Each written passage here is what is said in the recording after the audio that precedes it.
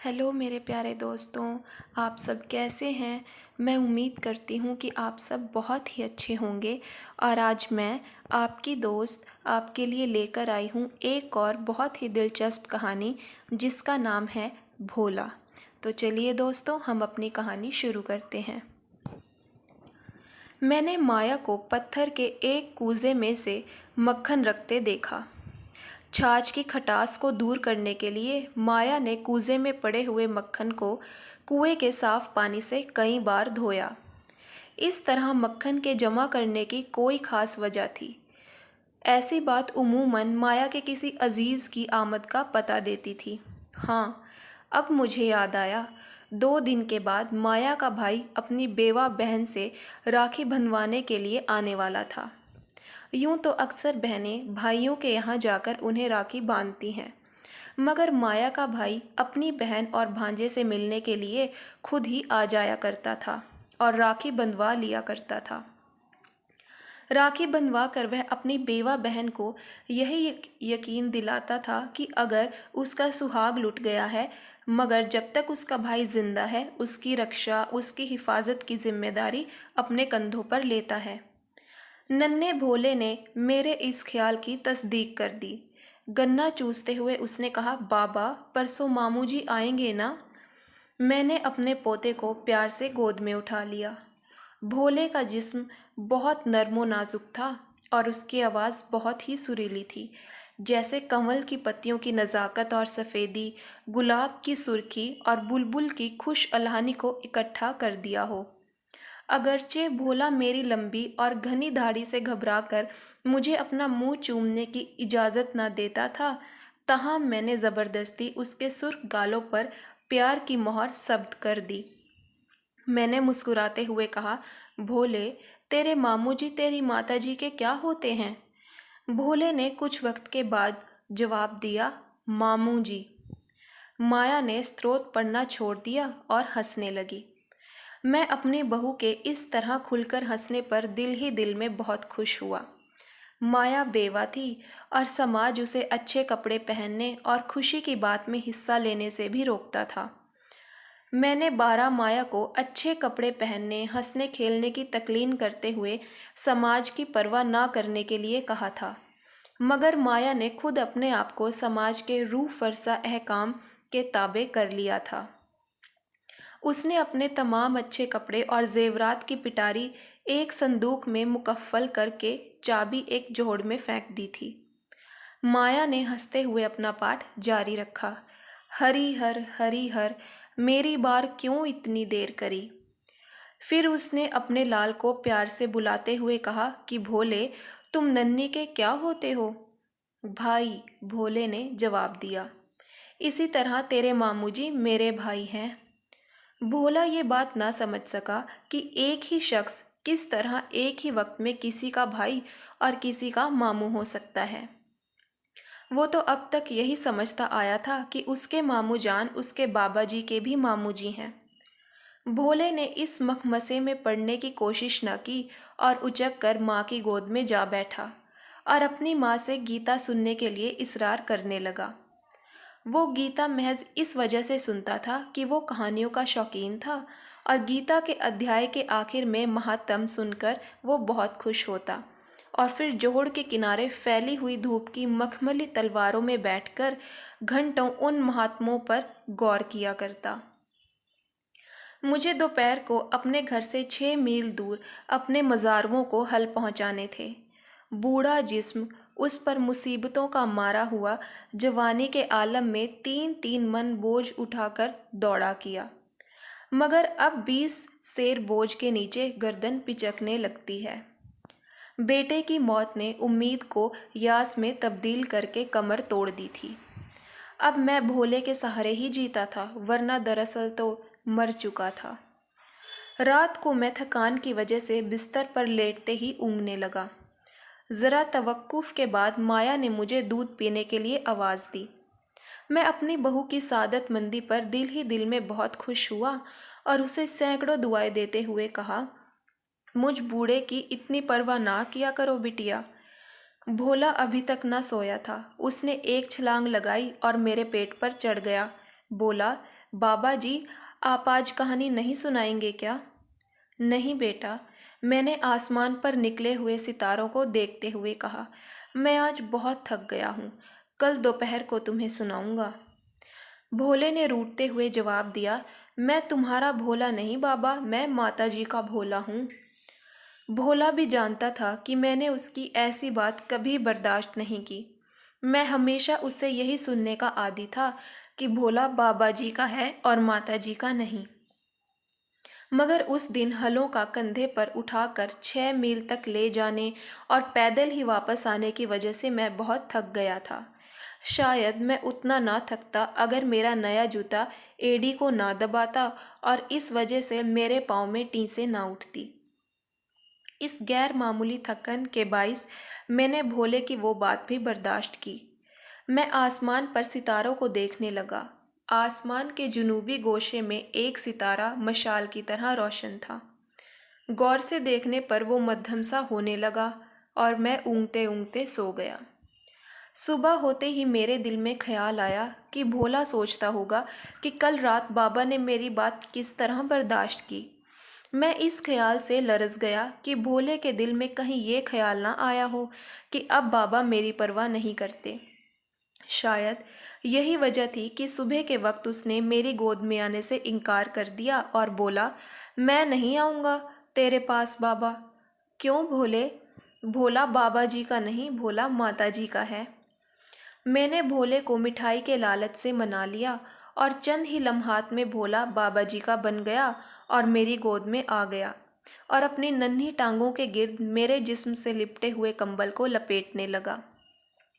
माया हरिहर स्रोत पड़ रही थी। फिर उसने पाव भर मक्खन निकाला और उसे कूजे में डालकर कुएं के साफ पानी से छाछ की खटास को धो डाला। अब माया ने अपने भाई के लिए सेर के करीब मक्खन तैयार कर लिया। मैं बहन भाई के इस प्यार के जज्बे पर दिल ही दिल में खुश हो रहा था, इतना खुश कि मेरी आंखों से आंसू टपक पड़े। मैंने दिल में कहा, औरत का दिल मोहब्बत का एक समुंदर होता है कि माँ बाप, भाई बहन, खाविंद बच्चे, सबसे वो बहुत ही प्यार करती है और इतना करने पर भी वो ख़त्म नहीं होता। एक दिल के होते हुए भी वो सबको अपना दिल दे देती है। भोले ने दोनों हाथ मेरे गालों की झुर्रियों पर रखे, माया की तरफ से चेहरे को हटाकर अपनी तरफ कर लिया और बोला, बाबा तुम्हें अपना वादा याद है ना? किस बात का बेटा? तुम्हें आज दोपहर को मुझे कहानी सुनानी है।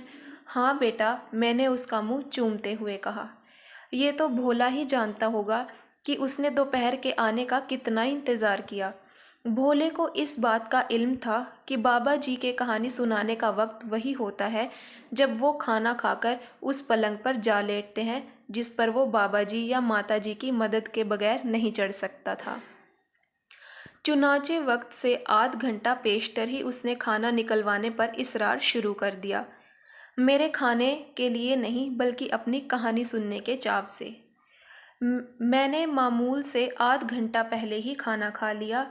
अभी आखिरी निवाला मैंने तोड़ा ही था कि पटवारी ने दरवाजे पर दस्तक दी। उसके हाथ में एक हल्की सी जरीब थी। उसने कहा कि खानकाह वाले कुएं पर अपनी ज़मीन को नापने के लिए मुझे आज ही फुर्सत मिल सकती है, फिर नहीं। दालान की तरफ नज़र दौड़ाई तो मैंने देखा भोला चारपाई के चारों तरफ घूमकर बिस्तर बिछा रहा था। बिस्तर बिछाने के बाद उसने एक बड़ा सा तकिया भी एक तरफ रख दिया और खुद पायंती में पांव उड़ाकर चारपाई पर चढ़ने की कोशिश करने लगा।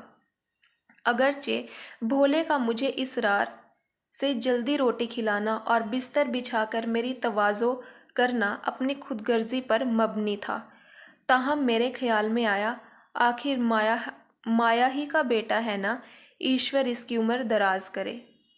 मैंने पटवारी से कहा, तुम खानका वाले कुएं को चलो और मैं तुम्हारे पीछे पीछे आ जाऊंगा।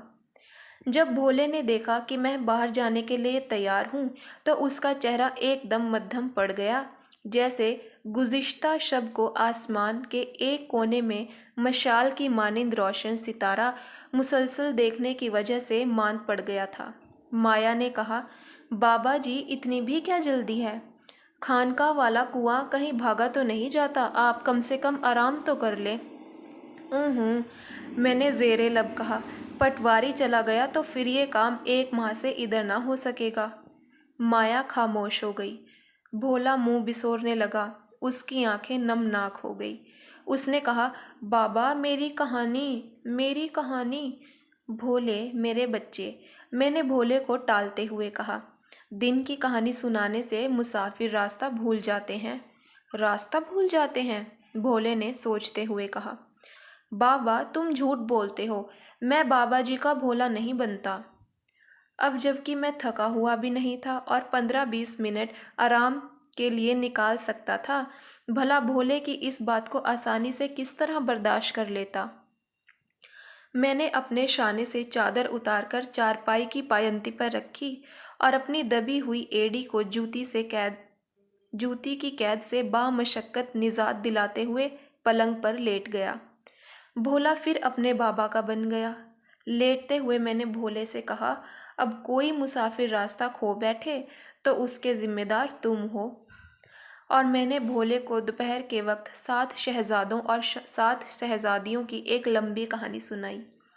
कहानी में उनकी बाहमी शादी को मैंने मामूल से ज़्यादा दिलकश अंदाज में बयान किया। भोला हमेशा उस कहानी को पसंद किया करता था जिसके आखिर में शहजादा और शहजादी की शादी हो जाए, मगर मैंने उस रोज़ भोले के मुंह पर खुशी की कोई अलामत न देखी, बल्कि वो एक अफसुर्दा सा मुंह बनाए खफीक तौर पर कांपता रहा। इस ख्याल से कि पटवारी खानका वाले कुएं पर इंतज़ार करते करते थक कर अपनी हल्की हल्की झनकार पैदा करने वाली ज़रीब जेब में डालकर कहीं अपने गांव का रुख न कर ले, मैं जल्दी जल्दी मगर अपने नए जूते में दबती हुई एड़ी की वजह से लंगड़ाता हुआ भागा। गो माया ने जूती को सरसों का तेल लगा दिया था, ताहम वो नर्म मुतल्लक ना हुई थी। शाम को जब मैं वापस आया तो मैंने भोले की खुशी से दलान से सहन में और सहन से दलान में कूदते फांदते देखा। वो लकड़ी के एक डंडे का घोड़ा बनाकर उसे भगा रहा था और कह रहा था, चल मामू जी के देश रे घोड़े, मामू जी के देश। ज्यों ही मैंने दहलीज में कदम रखा, भोले ने अपना गाना ख़त्म कर दिया और बोला, बाबा आज मामू जी आएंगे ना? फिर क्या होगा भोले? मैंने पूछा। मामू जी अगन बोट लाएंगे, मामू जी कुल्लू लाएंगे, मामू जी के सर पर मक्की के भुट्टों का ढेर होगा ना बाबा। हमारे यहाँ तो मक्की होती ही नहीं बाबा, और तो और ऐसी मिठाई लाएंगे जो आपने ख्वाब में भी न देखी होगी। मैं हैरान था और सोच रहा था कि किस खूबी से ख्वाब में भी ना देखी होगी के अल्फाज 7 शहजादों और 7 शहजादियों वाली कहानी के बयान में उसने याद रखे थे। जीता रहे, मैंने दुआ देते हुए कहा, बहुत ज़हीन लड़का होगा और हमारे नाम को रोशन करेगा। शाम होते ही भोला दरवाजे में जा बैठा ताकि मामू की शक्ल देखते ही अंदर की तरफ दौड़े और पहले पहल अपनी माताजी को और फिर मुझे अपने मामू जी के आने की खबर सुनाए। दियों को दियासलाई दिखाई गई। ज्यों ज्यों रात का अंधेरा गहरा होता जाता, दियों की रोशनी ज़्यादा होती जाती। मुतफिकराना लहजे में माया ने कहा, बाबा जी भैया अब तक नहीं आए, किसी काम की वजह से ठहर गए होंगे। मुमकिन है कोई ज़रूरी काम आ पड़ा हो, राखी के रुपए डाक में भेज देंगे।